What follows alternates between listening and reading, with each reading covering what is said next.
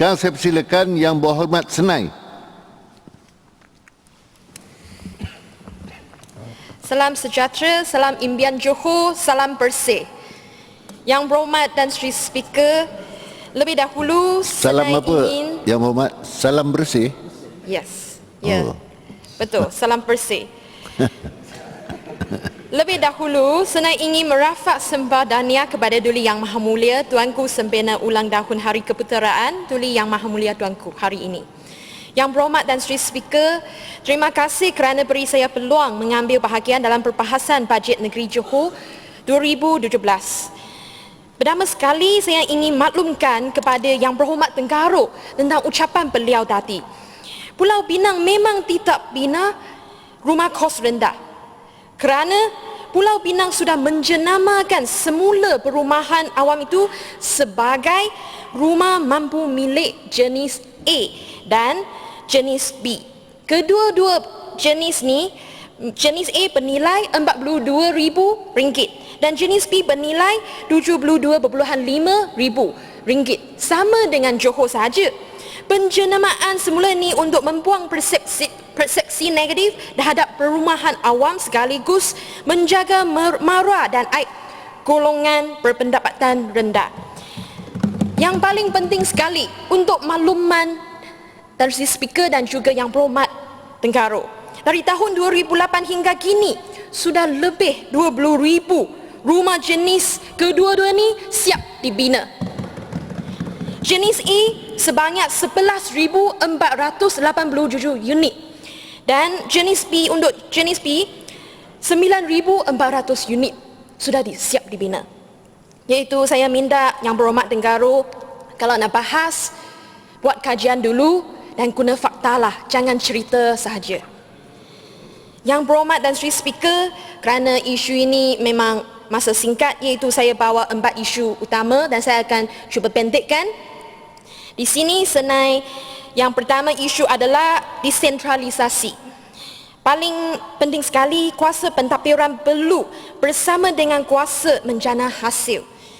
Dulu orang kata no taxation without representation, dengan izin. Dalam konteks kita, no decentralization without power to raise revenue, dengan izin. Maksudnya, kita bukan sahaja menuntut lebih banyak bidang kuasa diagih kepada kerajaan negeri, tetapi juga lebih banyak hasil diagihkan kerajaan negeri bagi melancarkan pentadbiran. Sudah tiba masanya kita mengkaji semula struktur persekutuan negara kita agar kerajaan menawarkan perkhidmatan yang menepati keperluan rakyat. Yang Berhormat dan Sri Speaker, saya sokong desentralisasi kerana ia akan memberi beberapa manfaat kepada rakyat. Pertama, ia menggalakkan persaingan di antara kerajaan negeri. Persaingan sihat ini akan merangsang kerajaan negeri dan tempat masing-masing menawarkan polisi yang lebih baik. Sejarah negeri kita menjadi saksi kepada perkara ini. Kebijaksanaan almarhum Sudan Abu Bakar mentadbir ekonomi pada pertengahan abad ke-19 menyempatkan perhijaran pelabur dan pelaburan dari Singapura yang begitu maju ketika itu ke negeri Johor moden yang baru dibangunkan. Persaingan ini menyebabkan ekonomi Johor berkembang pesat sehingga 1/3, menyebabkan krisis ekonomi di Singapura pada tahun 1864. Kedua, desentralisasi meningkatkan kecekapan penggunaan sumber. Kerajaan negeri atau PBT lebih memahami keperluan rakyat setempat daripada kerajaan pusat. Justru, lebih baik sebahagian besar sumber kewangan diberi terus kepada kerajaan negeri atau PBT untuk penggunaan sumber yang lebih cekap. Setiap tahun pemberian kerajaan pusat kepada semua kerajaan negeri adalah kurang daripada 3% jumlah bajet persekutuan. Malah pemberian pusat kepada negeri Johor pada tahun 2013 tidak mencecah 1% pun, cuma 0.3%. Jelas sekali di sini wujud ketidakseimbangan yang begitu besar.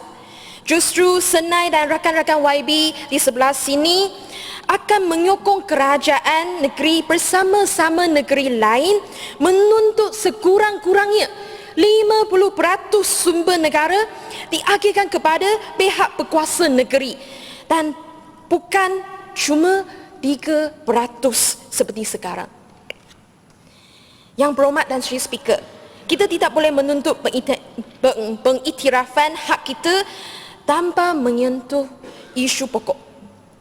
Kita berjuang untuk hak negeri Johor kerana kita percaya anak Johor mampu mentadbir Johor lebih baik daripada kerajaan pusat. Dalam hal ini, persekutuan bukan pada nama sahaja. Kita bukan negeri naungan, tetapi negeri bersekutu dengan 9 negeri lain di Semenanjung, serta Sabah dan Sarawak membentuk negara Malaysia. Justru desentralisasi pun mestilah bukan pada nama sahaja. Kalau setakat bermain-main perkataan bangsa Johor tanpa sebarang pengiktirafan praktikal kedaulatan Sultan dan negeri Johor sebagai negeri bersekutu, maka kerajaan negeri sebenarnya tengah mempersendakan konsep bangsa Johor yang menjadi kebanggaan rakyat negeri Johor ini. Justru saya harap ahli-ahli Dewan Negeri ini boleh bersetuju dengan prinsip ini untuk ke depan Johor yang lebih maju dan Malaysia yang lebih baik. Biar Johor yang memimpin, berunding dengan kerajaan persekutuan. Kita tuntut kuasa dalam bidang pendidikan, berangkutan, kesihatan, pengurusan sisa bekerja dan sebagainya. Walaupun saya duduk di barisan pembangkang, namun saya mengiktirafkan pengurusan hospital KBJ milik kerajaan negeri sebagai rangkaian hospital yang menawarkan penjagaan kesihatan berkualiti. Ini bermaksud kerajaan negeri sebenarnya mampu menguruskan sektor penjagaan kesihatan. Justru tidak mustahil kerajaan negeri mengambil alih pengurusan semua hospital kerajaan di dalam negeri kita. Yang berhormat dan Sri Speaker, senario sekarang pelik. Di satu pihak, kerajaan persekutuan menawarkan perkhidmatan penjagaan kesihatan percuma di hospital awam. Di pihak yang lain, pada masa yang sama, kerajaan negeri pula mengenakan charge bisnes hospital swasta di hospital kendalian negeri. Apa peranan kerajaan sebenarnya? Kepentingan rakyat atau keuntungan? Kalau kerajaan negeri sanggup buat untung besar dengan bisnes hospital, kenapa tidak pula sanggup menawar perkhidmatan perubatan percuma berkualiti kepada rakyat mahal? Yang berhormat dan Sri Speaker, satu lagi low hanging fruit dengan izin untuk kerajaan negeri menuntut desentralisasi ialah dalam sektor perangkutan. Bayangkan jika kerajaan negeri mempunyai kuasa untuk mengurus perkhidmatan kereta api di negeri Johor. Kita boleh mengenai taraf infrastruktur landasan, menambahkan landasan, membina lebih banyak stesen perhentian dan pada masa yang sama menawarkan konsesi perkhidmatan kereta api antara pekan. Saya yakin Johor boleh melakukan dengan lebih baik berbanding Kementerian Perangkutan. Dan perkara ini bukan baru. Kerajaan negeri Sabah menguruskan perangkutan kereta api di negeri sendiri. Jika Sabah boleh, masakan Johor tak boleh? Di samping itu, saya ingin berterima kasih kepada kerajaan negeri kerana telah menerima cadangan saya untuk menubuhkan sebuah jawatan kuasa berangkutan awam. Pada hemat saya, jawatan kuasa tersebut haruslah diletak di bawah Dewan Negeri dan keangkutaannya terdiri daripada ahli-ahli Dewan di kedua-dua bela, pakar-pakar perangkutan dan pihak berkepentingan. Satu lagi tentang perangkutan awam, sudah lama kerajaan merancang nak bina sistem BRT. Dan baru-baru ini Yang Amat Berhormat Menteri Besar mengumumkan bahawa Johor akan mendapat 50 juta ringgit untuk fasa 1 projek BRT ini. Jumlah ini hanya 5% daripada kos keseluruhan, iaitu 1 bilion ringgit. Adakah ini bermakna kerajaan negeri perlu mencari dana yang selebihnya? Mohon jawapan daripada pihak kerajaan. Dan saya juga ingin minta penjelasan tentang jumlah jarak 3 jajaran fasa 1 tersebut. Dalam ucapan bajet beliau, Yang Amat Berhormat Menteri Besar berkata bahawa ada 3 jajaran dengan jarak 51 kilometer dan 40 stesen melibatkan pada muka surat 26. Manakala apabila kita menampakkan jarak setiap satu jajaran yang diberikan dalam ucapan yang sama, jumlahnya ialah 62.9 km. Jadi, mana satu betul? 51 km atau 62.9 km? Perbezaan ini bukan perkara kecil kerana melibatkan perbezaan kos sehingga 10 juta ringgit.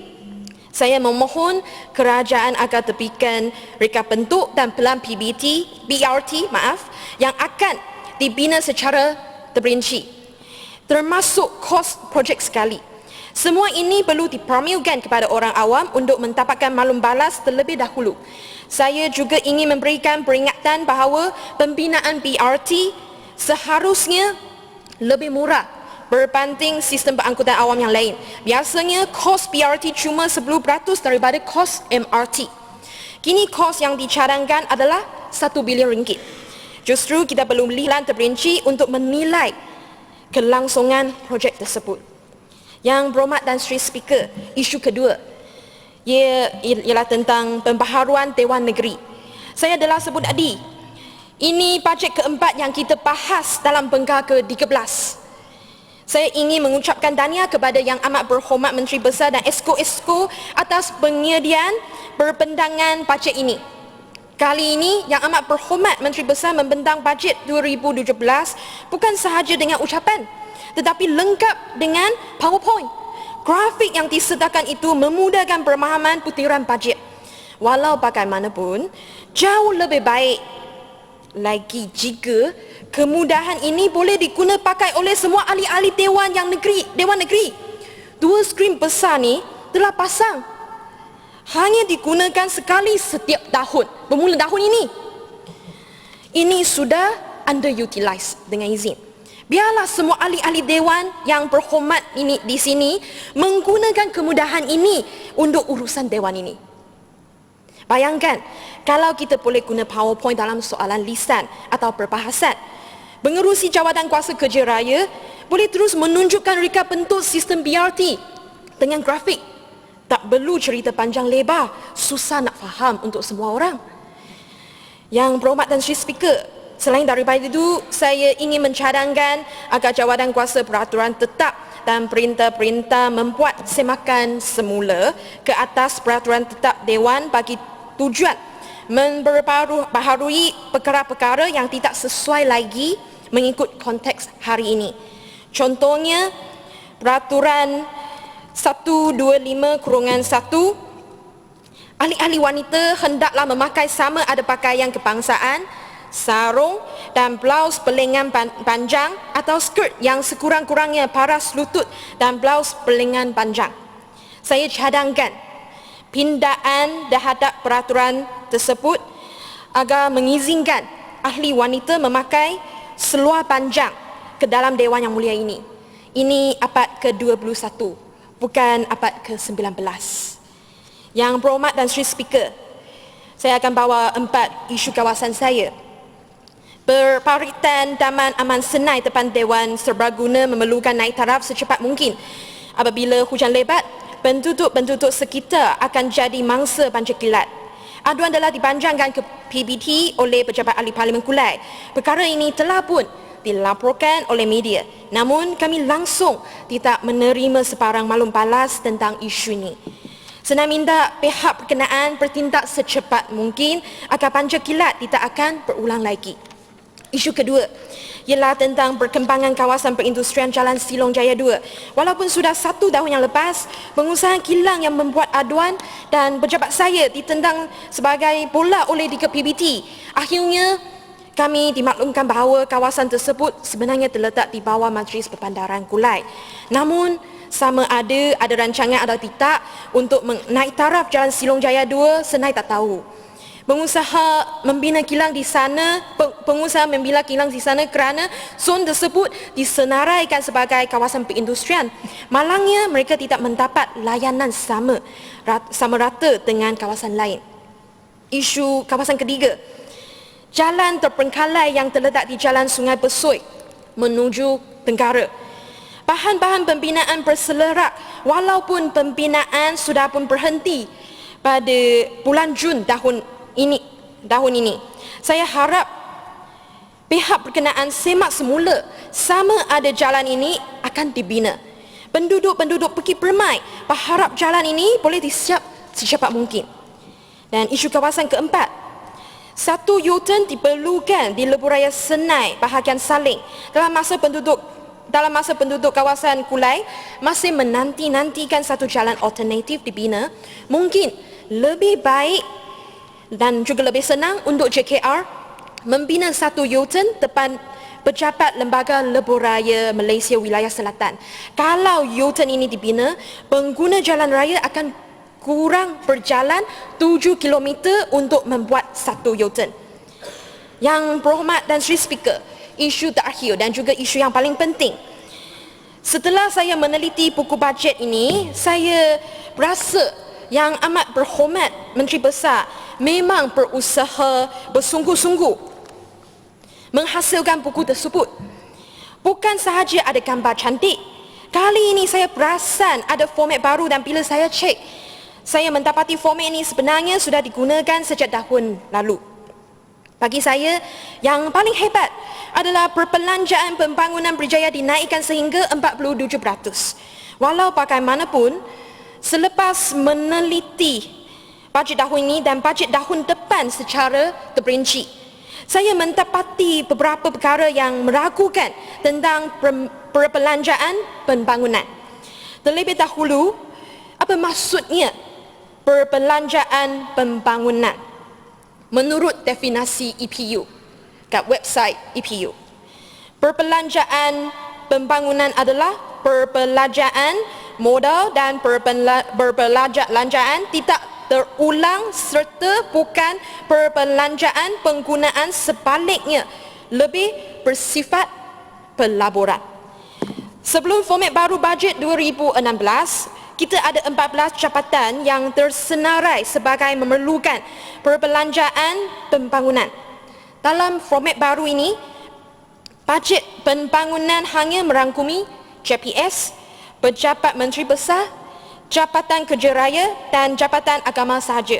Justru 10 jabatan telah hilang. Adakah ini bermakna 10 jabatan ini tidak diperuntukkan perbelanjaan pembangunan untuk tahun 2017?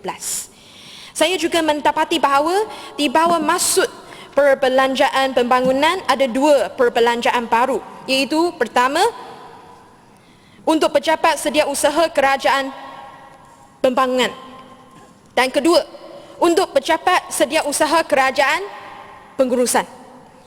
Amat pelik sekali.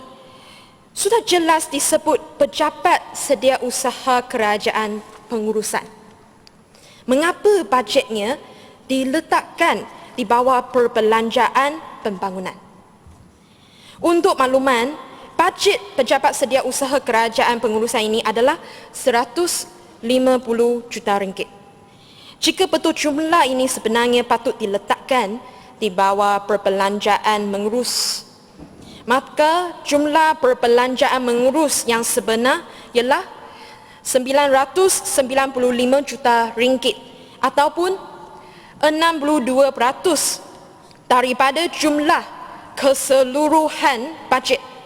Dalam kata lain, perbelanjaan pembangunan sebenarnya hanya 38% sahaja. Ini berbeza dengan pengumuman Menteri Besar bahawa perbelanjaan pembangunan telah mencecah 47%. Yang berhormat dan Sri Speaker, ini bukan perkara yang remeh-temeh. Ini satu perkara yang penting. Dan saya minta Yang Amat Berhormat Menteri Besar menjelaskan apa alasan di sebalik meminta-mintakan perbelanjaan ini sehingga menjadi begitu mengelirukan. Ini urusan wang rakyat berbilion ringgit. Biar kita buat secara jelas.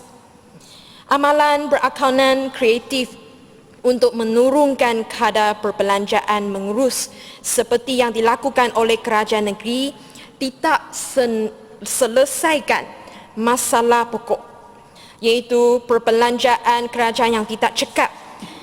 Amalan berakaunan kreatif ini cuma bergaya dalam publicity sahaja. Justru senang minta kerajaan negeri membuat pindaan bagi mencerminkan secara jelas dan jitu bajet mengurus dan bajet pembangunan sebelum meluluskan bajet.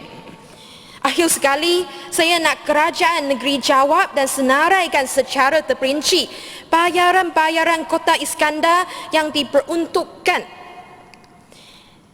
34 juta 750,000 ringgit untuk tahun 2017 dan bajet untuk penyelenggaraan bangunan-bangunan kerajaan negeri yang meningkat mentatak daripada 4.3 juta ringgit kepada 41 juta ringgit.